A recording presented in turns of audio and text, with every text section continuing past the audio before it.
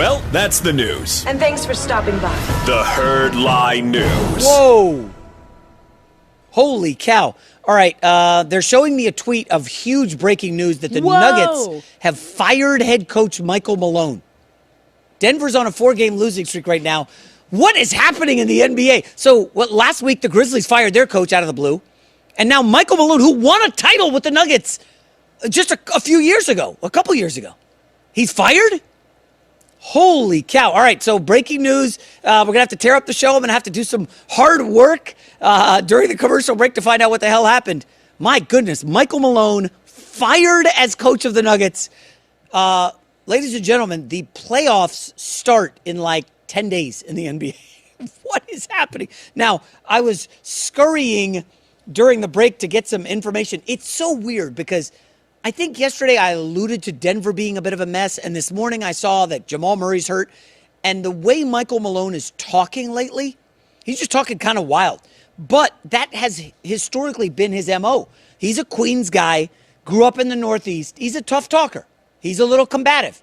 Do you remember when the Lakers beat Denver one game in that series in the playoffs, and he came back and, the Lakers won one game. He's just basically, you guys are talking trash about us? I can't believe it. We're going to destroy them. He said, put it in your pipe and smoke it. He was really just aggressive, and this is his nature. And there are reports I'm reading that maybe he was kind of sort of losing the locker room in Denver. Again, he is a mouthy individual. There's nothing wrong with that. As a coach, that can work for so long. But when you're not winning, the staff here found some numbers for Jokic in April. Okay, this is real. He's averaging 45 points, 12 boards, and 10 assists in the month of April. They're 0-3. How are you not winning in crunch time? They were looking at being the 3 seed. They could potentially fall to the 6, 7, 8, maybe into the play-in. They don't have any wins with Jokic putting up huge stats. Now, obviously, the Jamal Murray injury, and Jamal Murray always seems to be hurt, that's kind of damaging. You do have who I believe is the best player in the league, who I would have as MVP in Nikola Jokic, putting up historic great numbers, but it just doesn't seem to be working. Now, early in the season, and Murray hasn't played in the last 2 weeks because he's so banged up, and obviously that hurts. Christian Brown and Russell Westbrook, that's not a backcourt that scares anybody. But one of the interesting things about Denver is that Malone historically doesn't like playing young guys. They don't always know how to play. There's a steep learning curve. You got to deal with a lot of dumb turnovers and bad shots.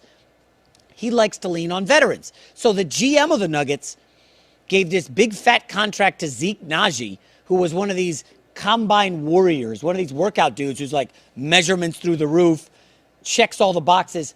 He gets on the court, he can't play. And the GM still gives him a big extension, which was a blunder. They paid Michael Porter Jr. I don't know that he could guard half the guys in my men's basketball league. I like Aaron Gordon a lot. I think he's a good piece. I think Jokic is obviously a superstar. I didn't like the Russell Westbrook move, but it speaks to Malone having influence on the GM. Hey, man, go get me a veteran who's going to try hard and hustle. Michael Malone loves a good try hard. But the narrative of Denver trying hard is not there because they're not stopping anybody now. So you got MPJ doesn't play defense. Russ is a bit of a train wreck and out of control. Jokic is dominating but looking around like, where's my help? And Jamal Murray's in street clothes again. So Denver is slip-sliding badly in the West. And as the staff pointed out to me, Taylor Jenkins was fired by Memphis last week. They were in the top 5 in the West. And Ryan, who, a longtime producer, he was actually my first radio show producer when I had a weekend show, said something smart. He's like, you know what? It kind of sort of feels like these teams don't think they can compete to win a title this year, so they're getting ahead of the coaching cycle for this summer. Hey, man, we ain't going to win. Let's just see if the assistant can be promoted. Let's see what he can do.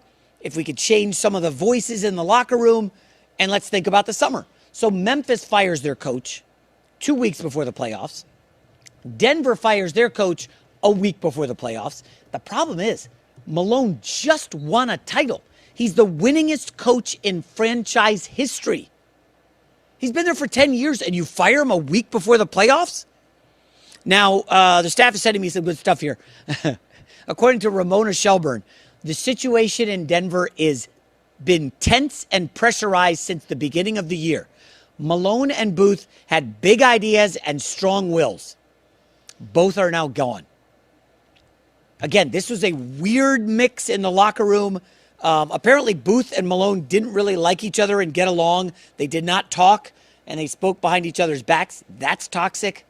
Man, when are we going to start reading about, are the Denver Nuggets wasting Jokic's prime? I mean, that's probably got to come next. Now, I did see one of my buddies who's a huge Knicks fan. I mean, the body's not even cold in Denver. And Knicks fans are like, can we get Michael Malone for Tibbs? Can we do that trade? Can we move off Tibbs? Tibbs, by the way, in New York is running his players into the ground. I think 4 like the top 30 players minutes-wise are on the Knicks. And you know what's going to happen when they get to the playoffs. They're going to be broken. Same thing happened to Tibbs in Chicago. Could Michael Malone, who instantly is going to vault to the top of every wish list around the league. Hey, man, I would not be surprised if there's NBA teams right now looking, do we love our guy? Should we go after Michael Malone? I mean, I don't know that the Phoenix Suns would do it, but remember, they ran off Frank Vogel, who I saw at an event a couple weeks ago. Very nice guy, does watch the Herd. Shout out to Frank. They fired him after 1 year. Well, Budenholzer comes in. He beefs with Kevin Durant. The videos are out there. Now, KD has downplayed it. But would the Suns move off another coach, 2 one-and-dones, and bring in Michael Malone? I don't know. It's possible. But, oh, my gosh. Alex, I know it's just breaking, and we're trying to get our bearings here, but it's just kind of fascinating, firing a coach 10 days before the playoffs. It feels weak. It feels weak to your fan base. It feels weak to the organization. You're still in a playoff position. You are in 4th in the West right now, and you are throwing in the towel saying, I don't think we can do it. I don't think we can win a championship. It's not the mentality you want from a franchise, an organization at like the most important stretch of the regular season when you're in a playoff position. You suck. Oh man, like you tough it out. You tough it out. Like, what are you going to do? Someone's not going to come in and make it better right now, the last week of the regular season and into the postseason. But it also, because we were talking about Russell Westbrook's body language yesterday when he was talking to the media. And now it all kind of makes sense. Like, oh, things were like not good behind closed doors. And you might have thought that might have been the case. And he was kind of giving that energy and vibe off. And this is just, whoo. It just, I don't agree with when you are in a position to win and you are in a playoff position, a high playoff position, like, why would you do this? Yeah, something weird going on. There's something more that we don't know. Well, I've been waiting for the Memphis story to come out on Taylor Jenkins, and nothing's come out. It's been a week. Maybe they're still waiting to do the TikTok, but and not TikTok, the app, like the story of day to day, hour to hour. Got it. Okay. So we'll wait for that on Malone.